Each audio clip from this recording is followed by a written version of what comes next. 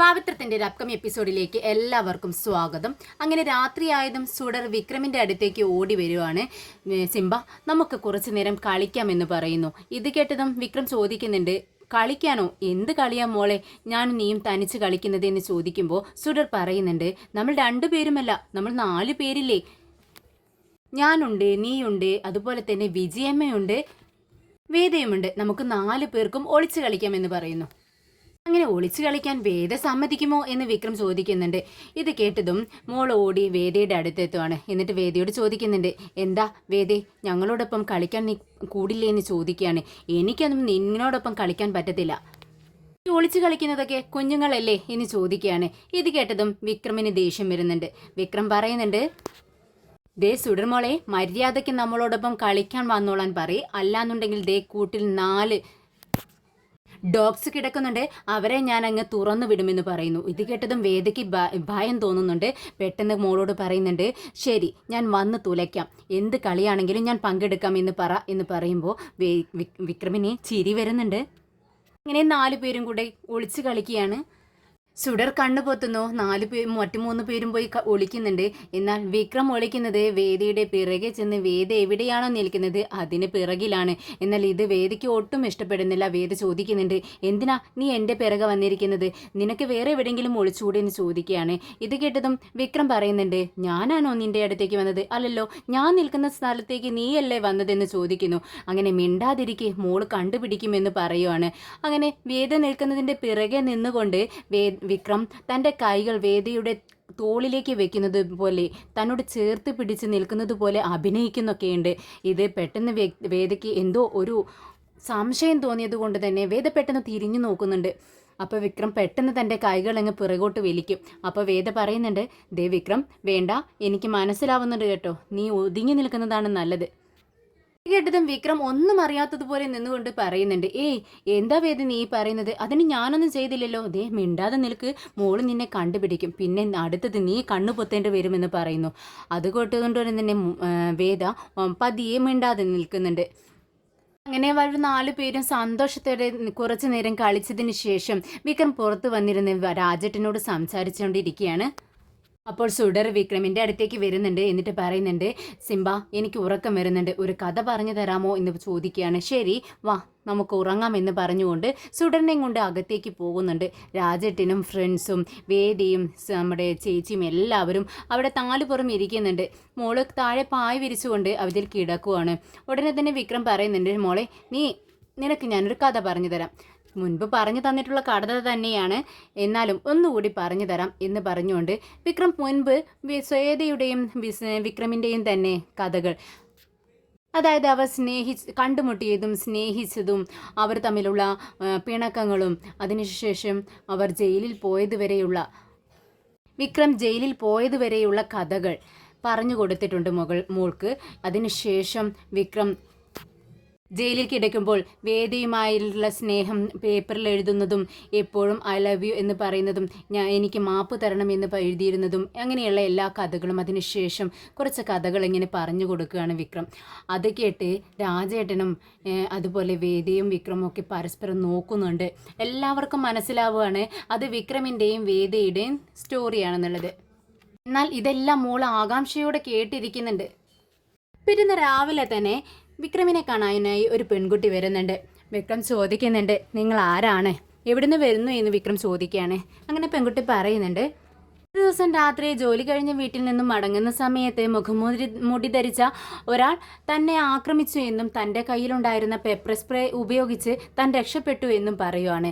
ഇത് കേട്ട് വിക്രം ചോദിക്കുന്നുണ്ട്, എന്തുകൊണ്ട് ഇത്രയും നാൾ നീ എൻ്റെ അടുത്ത് വന്ന് ഇത് പറഞ്ഞില്ല എന്ന് ചോദിക്കുകയാണ്. ഉടനെ തന്നെ ആ കുട്ടി പറയുന്നുണ്ട്, അത് എൻ്റെ അമ്മ ആരോടും പറയരുത് എന്ന് പറഞ്ഞിട്ടുണ്ടായിരുന്നു, ആരോടെങ്കിലും പറഞ്ഞു കഴിഞ്ഞാൽ അത് പിന്നീട് നിൻ്റെ ജോലിയെ ബാധിക്കുമെന്നുള്ളത്, എന്നാൽ എന്തുകൊണ്ട് ഇപ്പോൾ ഇത് എന്നോട് പറഞ്ഞു എന്ന് വിക്രം ചോദിക്കുന്നുണ്ട്. ഉടനെ ആ പെൺകുട്ടി പറയുന്നുണ്ട്, അല്ല, വിക്രമേട്ടനോട് പറഞ്ഞതുകൊണ്ട് ഒരു പ്രശ്നവുമില്ല, അത് നല്ലത് മാത്രമേ സംഭവിക്കത്തുള്ളൂ എന്ന് പറഞ്ഞതുകൊണ്ട് മാത്രം ഞാൻ ഇവിടെ വന്നു എന്ന് പറയുന്നു. ശരി, അന്ന് രാത്രി എന്താണ് സംഭവിച്ചത്, വിശദമായി പറയൂ എന്ന് വിക്രം പറയുമ്പോൾ പെൺകുട്ടി പറയുന്നുണ്ട്, രാത്രി ഞാൻ നടന്നു പോകുന്ന സമയത്ത് പിറകിൽ നിന്നും എന്തോ സൗണ്ട്, അതായത് എന്നെ ആരോ പിന്തുടരുന്നത് പോലെ എനിക്ക് തോന്നി. അതുകൊണ്ട് ഞാൻ പിറകോട്ട് തിരിഞ്ഞു നോക്കിയതും കറുത്ത വസ്ത്രം ധരിച്ച ഒരാൾ മുഖംമൂടി ധരിച്ചിട്ടുണ്ടായിരുന്നു. എന്നെ ആക്രമിക്കാനായി തുടങ്ങുന്നതും ഞാൻ എൻ്റെ ബാഗിൽ നിന്നും പെപ്പർ സ്പ്രേ എടുത്ത് അവരുടെ മുഖത്തേക്ക് സ്പ്രേ ചെയ്തു. പെട്ടെന്ന് തട്ടിമാറ്റിക്കൊണ്ട് അവർ അവിടെ നിന്നും ഓടി രക്ഷപ്പെട്ടു. ആ സ്ത്രീ അവിടെ നിന്നും ഓടി രക്ഷപ്പെട്ടു എന്ന് പറയാണ്. ഇത് കേട്ടതും വിക്രം അത്ഭുതത്തോടു കൂടി ചോദിക്കുന്നുണ്ട്, എന്ത്, ആ സ്ത്രീ എന്നോ? അത് ഒരു പുരുഷനായിരുന്നില്ലേ എന്ന് ചോദിക്കുന്നു. ഉടനെ തന്നെ പെൺകുട്ടി പറയുന്നുണ്ട്, അല്ല വിക്രമേട്ട, എന്നെ ഉപദ്രവിക്കാൻ വന്നത് ഒരു സ്ത്രീയാണ്. ഇത് കേട്ടതും വിക്രം ഞെട്ടുന്നുണ്ട്. ഇത്രയും കാലം വിക്രം വിചാരിച്ചിരുന്നത് ഇതെല്ലാം ചെയ്യുന്നത് ഒരു പുരുഷനാണെന്നാണ്. പക്ഷേ ഇത് ചെയ്യുന്നത് സ്ത്രീയാണെന്നറിഞ്ഞതും വിക്രം ആകെ തരിച്ചു നിന്ന് പോകുന്നുണ്ട്. വിക്രമും ഫ്രണ്ട്സും പരസ്പരം നോക്കുന്നുണ്ട്. ഉടനെ തന്നെ ഇത് മനസ്സിലാക്കിയതും ആ പെൺകുട്ടി പറയുന്നുണ്ട്, വിക്രമേട്ടാ, ഞാൻ സത്യമാണ് പറയുന്നത്, അതൊരു സ്ത്രീയായിരുന്നു. അവരുടെ മുഖംമൂടി ഞാൻ വലിച്ചൂരാൻ ശ്രമിച്ചതാണ്. പക്ഷേ അവർ ഓടി രക്ഷപ്പെടാൻ ശ്രമിച്ചു. ഞാനും രാത്രി ആയതുകൊണ്ട് തന്നെ എനിക്കും ഭയം തോന്നി. ഞാനും അവിടെ നിന്ന് ഓടിപ്പോന്നു. ഇത് കേട്ടതും വിക്രം ചോദിക്കുന്നുണ്ട്, മോളെ, എങ്ങനെയുണ്ടായിരുന്നു അവർ തടിച്ചിട്ടാണോ മെലിഞ്ഞിട്ടാണോ, അവരുടെ കണ്ണുകൾ അങ്ങനെയൊക്കെ നിനക്ക് ഓർമ്മയുണ്ടോ എന്ന് ചോദിക്കുകയാണ്. ഇത് കേട്ടതും ആ പെൺകുട്ടി പറയുന്നുണ്ട്, അവർ നോർമലായ ഒരു സ്ത്രീ ആയിരുന്നു, വല്ലാതെ തടിച്ചിട്ടുമല്ല വല്ലാതെ മെലിഞ്ഞിട്ടുമല്ല. ഇത് കേട്ടതും വിക്രം പറയുന്നുണ്ട്, ശരി, നിന്നെ ആക്രമിച്ച സ്ഥലം നിനക്ക് ഓർമ്മയുണ്ടോ? എന്നോടൊപ്പം ഇപ്പോൾ വന്നാൽ എനിക്ക് അത് കാണിച്ചു തരാമോ എന്ന് ചോദിക്കുകയാണ്. ആ പെൺകുട്ടി പറയുന്നുണ്ട്, അതിനെന്താ വിക്രമേട്ടാ, ഞാൻ കാണിച്ചു തരാമല്ലോ, എൻ്റെ വീടിന് അടുത്താണ് ഈ സ്ഥലം, വീടിനോട് എത്താനായ നേരമാണ് എനിക്കിങ്ങനെ ഒരു അപകടം ഉണ്ടായത്, ഞാൻ കാണിച്ചു തരാം എന്ന് പറയുന്നു. അങ്ങനെ വിക്രം ഒരു കാറിൽ ആ പെൺകുട്ടിയെയും തൻ്റെ ഫ്രണ്ട്സിനോടൊപ്പം അവിടെ നിന്നും പോകുന്നുണ്ട്. ഇതേ സമയം തന്നെ പൂട്ടിയിട്ടിരിക്കുന്ന വീടിന് ചുറ്റുപാടും നടന്നു നോക്കുകയാണ് ഉള്ളിലൂടെ വേദ. ഇത് കണ്ടതും നമ്മുടെ വിജി ചോദിക്കുന്നുണ്ട്, എന്ത് പറ്റി വേദേ, നീ എന്താ ഇങ്ങനെ സൂക്ഷിച്ചു നോക്കിക്കൊണ്ട് നടക്കുന്നത്, എന്തെങ്കിലും തിരയുവാണോ എന്ന് ചോദിക്കുകയാണ്. ഇത് കേട്ടതും വേദ പറയുന്നുണ്ട്, എന്താ ചേച്ചി ഒട്ടും ബുദ്ധിയില്ലാത്തതുപോലെ ഇങ്ങനെയൊക്കെ ചോദിക്കുന്നത്, ഇവിടെ നിന്നും ഞാൻ എങ്ങനെ രക്ഷപ്പെടുമെന്നാണ് ചിന്തിക്കുന്നത്, അതാണ് ഞാൻ തിരഞ്ഞുകൊണ്ടിരിക്കുന്നത്. ആ ഭ്രാന്തൻ എവിടെ പൂട്ടിയിട്ടിരിക്കുകയല്ലേ നമ്മളെ, പക്ഷേ പുറത്ത് എല്ലാവരും എന്നെ അന്വേഷിക്കുന്നുണ്ടാവും. അപ്പോൾ എനിക്ക് പെട്ടെന്ന് തന്നെ ഇവിടെ നിന്നും പുറത്തേക്ക് പോകണം. ഇത് കേട്ട് വിജി പറയുന്നുണ്ട്, ദേവേദേ, നീ സംസാരിക്കുമ്പോൾ സൂക്ഷിച്ച് സംസാരിക്കേ. വിക്രം നമ്മളെ ഇവിടെ കൊണ്ടുവന്ന് അടച്ചു വെച്ചിരിക്കുകയൊന്നുമല്ല. നീ കണ്ടില്ലേ, അവൻ നമുക്ക് വേണ്ടി പാചകം ചെയ്യുന്നു, നമ്മൾ എന്താവശ്യപ്പെട്ടാലും അത് നമ്മുടെ മുന്നിലേക്ക് എത്തിച്ചു തരുന്നു. ഇതിനർത്ഥം നമ്മളെ പൂട്ടി വെച്ചിരിക്കുക എന്നാണോ? അല്ല, അവൻ നമ്മളെ നന്നായി നോക്കുന്നുണ്ട്. ഇത് കേട്ടതും വേദ പറയുന്നുണ്ട്, ദേ ചേച്ചി, ഒന്നും അറിയാത്തതുപോലെ സംസാരിക്കരുത്, ഇത് ഇല്ലീഗലാണ്. എൻ്റെ അനുവാദമില്ലാതെയാണ് നമ്മളെ ഇവിടെ പിടിച്ചു വെച്ചിരിക്കുന്നത്. ഇതൊരു ശിക്ഷാർഹമായ കുറ്റം തന്നെയാണ്. കേട്ടതും സുഡർ പറയുന്നുണ്ട്, ദേവേദേ, വേണ്ട, നീയൊന്നും മിണ്ടാതിരിക്കേ, ഇവിടെ സേഫ് അല്ലേ, നമുക്കിവിടെ നിൽക്കാമെന്ന് പറയുന്നു. ഇത് കേട്ടതും വേദ പറയുന്നുണ്ട്, ദേ, നീ വേണമെങ്കിൽ ഇവിടെ നിൽക്ക്, പക്ഷേ എനിക്ക് രക്ഷപ്പെടണം. ചേച്ചി കണ്ടോ, അവിടെ ഒരു ജനലുണ്ട്, അത് തകർത്ത് നമുക്ക് എങ്ങനെയെങ്കിലും രക്ഷപ്പെടാമെന്ന് പറയുന്നു. ഇത് കേട്ടതും വിജി പറയുന്നുണ്ട്, എന്താ നീ സൂപ്പർമാനാണോ വേദേ, ഒറ്റയടിക്ക് ആ ജനലങ്ങ് തകർത്ത് പുറത്തേക്ക് പോവാൻ? ദേ വിജി ചേച്ചി, നമ്മൾ ഒരുമിച്ച് നിന്നാൽ സാധിക്കാത്തതായിട്ട് ഒന്നുമില്ല, മോളെ കൊണ്ട് ഇങ്ങോട്ടേക്ക് വാ എന്ന് പറഞ്ഞുകൊണ്ട് വേദ പെട്ടെന്ന് ജനലിനടുത്തേക്ക് നടക്കുന്നുണ്ട്. എന്നിട്ട് അതിനുശേഷം ജനൽ കമ്പികളിൽ പിടിച്ച് വലിക്കുവാണ്. ഈ സൗണ്ട് കേട്ട് വിജി പറയുന്നുണ്ട്, വേണ്ട വേദേ, നീ ഒന്നും മിണ്ടാതിരിക്കേ, നിന്നെ കൊണ്ട് നമുക്ക് അതൊന്നും സാധിക്കാത്ത കാര്യമാണ്. ശരി, നീ ഇവിടെ നിന്ന് രക്ഷപ്പെട്ട് പുറത്തിറങ്ങി എന്നിരിക്കട്ടെ, നീ എങ്ങനെ രക്ഷപ്പെടും? ഈ വീടിന് ഗേറ്റിന് പുറത്തേക്ക് നീ എങ്ങനെ രക്ഷപ്പെടുമെന്ന് ചോദിക്കുന്നുണ്ട് വിജി. ഇത് കേട്ടതും വേദ പറയുന്നുണ്ട്, അതെന്ത് ചോദ്യമേ ചേച്ചി, ഇതിന് പുറത്ത് കടന്നാൽ പിന്നെ ഗേറ്റിന് പുറത്ത് കടക്കാനാണോ ഇത്ര പ്രയാസമെന്ന് ചോദിക്കുന്നു. ഉടനെ തന്നെ വിജി പറയുന്നുണ്ട്, മോളെ വേദേ, ഈ വീടിന് പുറത്ത് 4 ഡോഗ്സ് ഉണ്ട്, അക്കാര്യം നീ മറന്നോ? അപ്പോഴാണ് വേദയ്ക്ക് പുറത്ത് നിൽക്കുന്ന ഡോഗ്സിനെ ഓർമ്മ വരുന്നത്. ഉടനെ തന്നെ വേദ പറയുന്നുണ്ട്, അതിനെന്താ പ്രശ്നം, ആ ഡോഗ്സിനെ ഞാൻ മയക്കി വെക്കും, എനിക്കറിയാം. അവൻ്റെ വാക്ക് കേൾക്കുന്ന ഡോഗ്സ് എന്താ ഞാൻ പറഞ്ഞാൽ അനുസരിക്കില്ലേ എന്ന് ചോദിക്കുന്നു.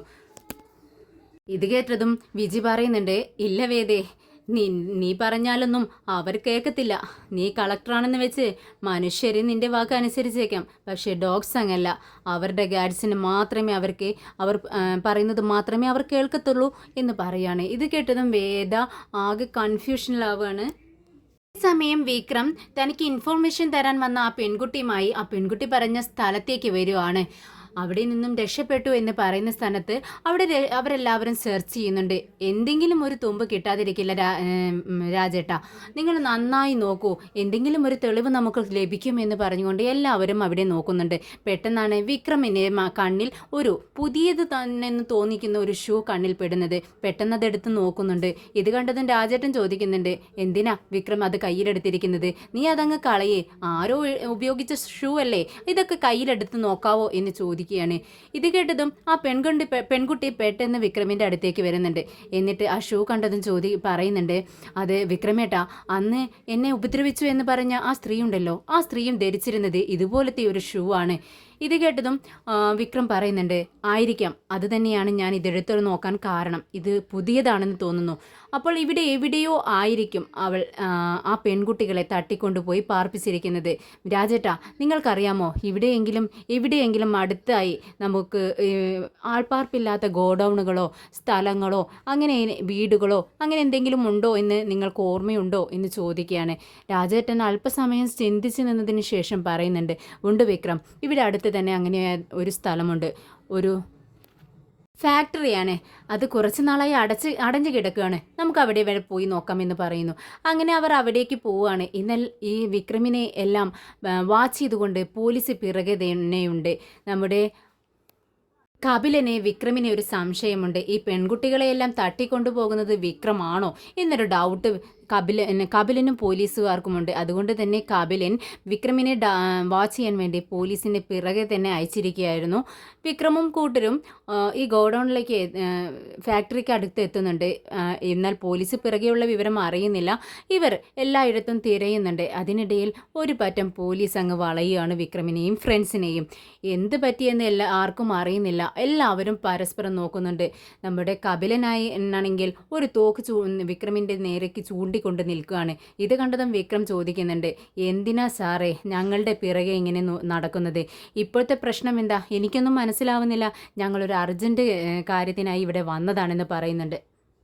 നീ എന്നെ പറ്റിക്കാനൊന്നും നോക്കേണ്ട, ഞാൻ നീ പറയുന്നത് വിശ്വസിക്കില്ല. ഇവരെല്ലാം അറസ്റ്റ് ചെയ്ത് പോവാം എന്ന് പറയുന്നു കപിലൻ. ഇത് കേട്ടതും വിക്രം പറയുന്നുണ്ട്, സർ പ്ലീസ് സർ, ഞങ്ങൾ ഒരു തെറ്റും ചെയ്തിട്ടില്ല. ഞങ്ങൾ ഇവിടെ വന്ന കാര്യം എന്ന് പറയുന്നത് 4 പെൺകുട്ടികളെ തട്ടിക്കൊണ്ടുപോയ വിവരം നിങ്ങൾക്ക് എല്ലാവർക്കും അറിയാവുന്ന കാര്യമല്ലേ? നിങ്ങളും അതിൽ അന്വേഷണം നടത്തിക്കൊണ്ടിരിക്കുകയാണ്. എന്നാൽ ഞങ്ങൾക്കൊരു സീക്രട്ട് ഇൻഫോർമേഷൻ കിട്ടി. ആ പെൺകുട്ടികൾ ഇതിനകത്തുണ്ടെന്നാണ് ഞങ്ങൾക്ക് കിട്ടിയ വിവരം. ഇത് കേട്ടതും കപിലൻ ചിരിക്കുന്നു. എന്നിട്ട് പറയുന്നുണ്ട്, എന്ത്, ആ പെൺകുട്ടികൾ ഇവിടെ ഉണ്ടെന്നോ? എന്താടാ നീ പറയുന്നത്? ഞങ്ങൾ വിശ്വസിക്കണമോ? ഞങ്ങൾ വിശ്വസിക്കില്ല. ഇപ്പോൾ നിങ്ങളെ എല്ലാവരെയും ഞാൻ അറസ്റ്റ് ചെയ്ത് കൊണ്ടുപോവുകയാണ്, വാ എന്നോടൊപ്പം എന്ന് പറഞ്ഞ് കപിലൻ മുന്നേ നടക്കുവാണ്. ശരി സാർ, എൻ്റെ കയ്യിൽ പിടിക്കേണ്ടതില്ല, ഞാൻ നിങ്ങളുടെ പിറകെ വന്നുകൊള്ളാം എന്ന് പറയുന്നു. അങ്ങനെ കപിലനും പോലീസുകാരും മുന്നേ നടക്കുന്നുണ്ട്. പിറകെ തന്നെ നമ്മുടെ വിക്രമും ഫ്രണ്ട്സുമുണ്ട്. എന്നാൽ കുറച്ചങ്ങത് എത്തിയതും നമ്മുടെ വിക്രം പോലീസിനെയെല്ലാം തള്ളി മാറ്റിക്കൊണ്ട് ഓടുകയാണ്. എന്നാൽ പോലീസ് ഇവരുടെ പിറകെ ഓടി പിടിക്കുന്നുണ്ട്. 2 പേരും എല്ലാവരും കൂടെ ആകെ അടിയായി. എന്നാൽ കുറച്ചു നേരം മൽപ്പിടുത്തം നടന്നതിന് ശേഷം പോലീസുകാരെയെല്ലാം ഇവർ കൈകൾ കെട്ടിക്കൊണ്ട് അവിടെ ഇടുവാണ്. എന്നിട്ട് നമ്മുടെ വിക്രം അവരോട് സോറി പറയുന്നുണ്ട്. കപിലൻ സാർ, സോറി സാർ, ഞങ്ങളോട് ക്ഷമിക്കണം. നിങ്ങൾ ഞങ്ങളെ അറസ്റ്റ് ചെയ്യാൻ വന്നു, ഞങ്ങൾ തെറ്റൊന്നും ചെയ്തിട്ടില്ല. പിന്നെ ഇങ്ങനെ ചെയ്യേണ്ടി വന്നത് ഞങ്ങൾ ചെയ്യാൻ വേണ്ടി പോകുന്ന കാര്യം നിങ്ങൾ മുടക്കാൻ വേണ്ടി വന്നതുകൊണ്ട് മാത്രമാണ്. 4 ജീവനുകളാണ് ഇതിനകത്തുള്ളത്, അവരെ ഞങ്ങൾക്ക് രക്ഷിച്ചേ പറ്റുള്ളൂ സാർ. ഇത് കേട്ടതും കപിലൻ പറയുന്നുണ്ട്, ദേ വിക്രം, ഞങ്ങളെ കെട്ടഴിച്ച് വിടുന്നതാണ് നിനക്ക് നല്ലത്, അല്ലാന്നുണ്ടെങ്കിൽ നീ അതിൻ്റെ ഭവിഷ്യത്ത് അനുഭവിക്കേണ്ടി വരും. എന്നാൽ വിക്രം വീണ്ടും സോറി പറയുന്നുണ്ട്. ഇങ്ങനെ ചെയ്യേണ്ടി വന്നതിൽ ഞങ്ങൾക്ക് ഒരുപാട് വിഷമമുണ്ട്. എന്നാൽ ആ പെൺകുട്ടികളുടെ ജീവൻ ഞങ്ങൾക്ക് രക്ഷിച്ചേ പറ്റൂ എന്ന് പറഞ്ഞുകൊണ്ട് ചാവി അനിയൻ്റെ കുട്ടൻ്റെ കയ്യിൽ കൊടുക്കുകയാണ്. നമ്മുടെ അനിയൻ്റെ കുട്ടൻ്റെ കയ്യിൽ കൊടുക്കുന്നുണ്ട്. എന്നിട്ട് പറയുന്നുണ്ട്, അനിയൻകുട്ട, ഇവരെ എല്ലാവരെയും നീ നല്ലവണ്ണം നോക്കിക്കൊള്ളണം, ആരും രക്ഷപ്പെട്ടു പോവരുത്, ഞങ്ങൾ അകത്ത് ചെന്ന് ആ പെൺകുട്ടികളെ രക്ഷിച്ചിട്ട് വരാം എന്ന് പറയുന്നു. ഓക്കെ എന്ന് അനിയൻകുട്ടനും പറയുന്നുണ്ട്. എന്നാൽ വിക്രം അകത്തേക്ക് പോയതിനു ശേഷം നമ്മുടെ കപിലൻ അനിയൻകുട്ടനെ ഭീഷണിപ്പെടുത്തുന്നുണ്ട്. മര്യാദയ്ക്ക് ഞങ്ങളുടെ കെട്ടഴിച്ച് വിട്ടോളണം, നിന്നെ ഞങ്ങൾ കേസിൽ കൊടുക്കുമെന്ന് പറയുന്നു. എന്നാൽ അനിയൻകുട്ടൻ സമ്മതിക്കുന്നില്ല. ഇല്ല സാർ, എൻ്റെ വിക്രമേട്ടൻ പറയാതെ നിങ്ങളെ ഞാൻ അഴിച്ചുവിടില്ല എന്ന് പറയുന്നു. എന്നാൽ അനിയൻകുട്ടൻ പിറകോട്ട് തിരിഞ്ഞു നിൽക്കുന്ന സമയം നോക്കി നമ്മുടെ കപിലൻ അവിടെ കിടക്കുന്നുണ്ടായിരുന്ന തോക്കെടുത്ത് അനിയനും കുട്ടനെ നേരെ ചൂണ്ടുന്നുണ്ട്. എന്നാൽ അനിയൻകുട്ടൻ പേടിച്ചു പോവാണ്. എന്നാൽ കപിലൻ പറയുന്നുണ്ട്, ഞാൻ നിന്നെ ഷൂട്ട് ചെയ്യും, സത്യം പറഞ്ഞോളണം. ഈ പെൺകുട്ടികളെയെല്ലാം തട്ടിക്കൊണ്ടു പോയിരിക്കുന്നത് നിന്റെ വിക്രമേട്ടനല്ലേ എന്ന് കപിലൻ ചോദിക്കുന്നുണ്ട്. എന്നാൽ മിണ്ടാൻ പറ്റുന്നില്ല നമ്മുടെ അനിയൻകുട്ടനെ. പെട്ടെന്ന് എല്ലാവരുടെയും കൈകളിലേക്ക് കെട്ടഴിക്കാൻ വേണ്ടി കപിലൻ പറയുന്നുണ്ട്. അനിയൻകുട്ടൻ എല്ലാവരുടെയും കൈകളിലേക്ക് കെട്ടഴിച്ചു മാറ്റുന്നു. കപിലൻ വീണ്ടും അനിയൻകുട്ടന് നേരെ തോക്ക് ചൂണ്ടിക്കൊണ്ട് പറയുന്നുണ്ട്, ഞാൻ ചോദിക്കുന്നത് ചോദ്യങ്ങൾക്കെല്ലാം ടപ്പേന്ന് മറുപടി പറഞ്ഞോളണം. ഉടനെ അനിയൻകുട്ടൻ സമ്മതിക്കുന്നുണ്ട്. ശരി സർ, ഞാൻ പറഞ്ഞോളാം. ശരി, വേദയും കുഞ്ഞിനെയും അവരുടെ വീട്ടിൽ നിൽക്കുന്ന ആ സ്ത്രീയെയും ആരാണ് കടത്തിക്കൊണ്ടു പോയിരിക്കുന്നത്? നിന്റെ ചേട്ടനല്ലേ എന്ന് ചോദിക്കുമ്പോൾ അനിയൻകുട്ടൻ ഒന്നും വേണ്ടുന്നില്ല. ഒറ്റ അടി അനിയൻകുട്ടൻ്റെ കവളത്ത് അങ്ങ് കൊടുക്കുന്നുണ്ട് കപിലൻ. ഉടനെ തന്നെ അനിയൻകുട്ടൻ പറയുന്നുണ്ട്, അതെ സാർ, എൻ്റെ വിക്രമേട്ടൻ തന്നെയാണ് ഒളിച്ച് താമസിപ്പിച്ച് വെച്ചിരിക്കുന്നത്. ഇത് കേട്ടതും പോലീസുകാരെല്ലാം പരസ്പരം നോക്കുന്നുണ്ട്. വീണ്ടും ചോദിക്കുന്നുണ്ട്, അപ്പോൾ കാണാതായ ആ 4 പെൺകുട്ടികളെയും നിന്റെ വിക്രമേട്ടനാണോ കടത്തിക്കൊണ്ടുപോയി വെച്ചിരിക്കുന്നതെന്ന് ചോദിക്കുമ്പോൾ കഴിഞ്ഞു പോയ സംഭവങ്ങളെല്ലാം ഓരോന്നോരോന്നായി അനിയൻകുട്ടൻ പോലീസുകാരെ വിശദമായി പറഞ്ഞു കേൾപ്പിക്കുന്നുണ്ട്. എന്നാൽ വിക്രമും ഫ്രണ്ട്സും ആ കെട്ടിടത്തിനകത്തേക്ക് കയറാനായി തുടങ്ങുമ്പോഴേക്കും ആ കെട്ടിടത്തിനുള്ളിൽ നിന്നും ഡോർ തുറന്ന് പുറത്തേക്ക് ആരോ വരുന്നത് പോലെ തോന്നുന്നു. അങ്ങനെ വിക്രമും ഫ്രണ്ട്സും ഒരു മരത്തിന് മറവിലേക്ക് മാറി നിൽക്കുന്നുണ്ട്. അങ്ങനെ ആ സ്ത്രീ കതക് പൂട്ടി പുറത്തേക്ക് വരുന്ന സമയം വിക്രം ആ മരത്തിന് പിറകിൽ നിന്നും അങ്ങ് മുന്നിലേക്ക് വരുവാണ്. അങ്ങനെ വിക്രമിനെ കണ്ടതും ആ സ്ത്രീ ഓടി രക്ഷപ്പെടാനായി നോക്കുന്നുണ്ട്. ഉടനെ തന്നെ വിക്രം അവരെ പിറകെ ചെന്ന് പിടിക്കുന്നു. എന്നാൽ വിക്രം അവരുടെ മുഖം മൂടി മാറ്റിയത് ആരാണെന്ന് നോക്കുന്നതിന് മുൻപേ അവരവരുടെ പോക്കറ്റിൽ നിന്നും ഒരു പെപ്പർ സ്പ്രേ എടുത്ത് വിക്രമിൻ്റെ മുഖത്തടിക്കുന്നു. വിക്രം കണ്ണുകൾ പൊത്തി ചീറുന്നുണ്ട്. അപ്പോഴേക്കും അവരവിടെ നിന്നും ഓടി രക്ഷപ്പെടുന്നുണ്ട്. വിക്രം പെട്ടെന്ന് തന്നെ അകത്ത് കയറി അവിടെ നിന്നിരിക്കുന്ന 4 പെൺകുട്ടികളുടെയും കൈകളിലേക്ക് കെട്ടഴിച്ച് മാറ്റുന്നതിൻ്റെ ഇടയിൽ പുറത്തു നിന്നും പോലീസുകാർ എല്ലാവരും വരുവാണ്. എല്ലാവരും വിക്രമിനെയും ഫ്രണ്ട്സിനെയും നേരെ തോക്ക് ചൂണ്ടിക്കൊണ്ടാണ് നിൽക്കുന്നത്. വിക്രം കൈകൾ മുകളിലേക്ക് പൊക്കി പിടിച്ച് നിൽക്കുന്നുണ്ട്. വിക്രം കപിലിനോട് പറയുന്നുണ്ട്, സർ, ഞങ്ങളൊരു തെറ്റും ചെയ്തിട്ടില്ല, ഞങ്ങളിവരെ രക്ഷിക്കുകയാണ് ചെയ്തിരിക്കുന്നത്. ഇത് കേട്ടതും കപിലൻ താൻ തോണ്ടിയിരിക്കുന്ന തോക്ക് താഴെ ഇടുന്നുണ്ട്. എന്നിട്ട് കൈകൾ കൊട്ടുന്നുണ്ട്. എന്നിട്ട് വിക്രമിനോട് പറയുന്നുണ്ട്, ശരി, ഞാൻ നിങ്ങളെ വെറുതെ വിടുന്നു, നിങ്ങൾ ഇവിടെ നിന്ന് പോക്കോ, ബാക്കി കാര്യങ്ങൾ ഞങ്ങൾ നോക്കിക്കൊള്ളാം എന്ന് കപിലൻ പറയുന്നു. ഉടനെ തന്നെ വിക്രം പറയുന്നുണ്ട്, സർ, ഈ പെൺകുട്ടികൾക്ക് ഭക്ഷണം കഴിക്കാതെ എത്രയോ ദിവസമായില്ലേ ഇരിക്കുന്നു പെൺകുട്ടികളെല്ലാം, അതുകൊണ്ട് അവർക്ക് പെട്ടെന്ന് ഭക്ഷണം കൊടുക്കണം. അതുപോലെ 2 പെൺകുട്ടികളുടെ കൈവിരലുകൾ ആരോ വെട്ടി മാറ്റിയിട്ടുണ്ട്, അതുകൊണ്ട് അവർക്ക് പെട്ടെന്ന് തന്നെ മെഡിക്കൽ ട്രീറ്റ്മെൻറ്റ് അറേഞ്ച് ചെയ്യണമെന്നും പറയുന്നു. എന്നാൽ അതെല്ലാം ഞങ്ങൾ നോക്കിക്കൊള്ളാം, നിങ്ങൾ പോക്കോ എന്ന് പറയുന്നു. അങ്ങനെ നമ്മുടെ വിക്രമും ഫ്രണ്ട്സും അവിടെ നിന്നും പുറത്തിറങ്ങാൻ നേരം നമ്മുടെ കപിലനോട് ഒരു തവണ കൂടി തിരിഞ്ഞു നിന്നുകൊണ്ട് ചോദിക്കുന്നുണ്ട്, സർ, ഞങ്ങൾ എന്തെങ്കിലും ഹെൽപ്പ് ചെയ്യണോ? ഉടനെ കപിലൻ പറയുന്നുണ്ട്, ഇല്ല, ഇത്രയൊക്കെ ഹെൽപ്പ് ചെയ്തില്ലേ, അതിന് നന്ദിയുണ്ട്, ഇനി ബാക്കിയുള്ള കാര്യങ്ങളെല്ലാം ഞങ്ങൾ ചെയ്തോളാം, നിങ്ങൾ പൊക്കോ.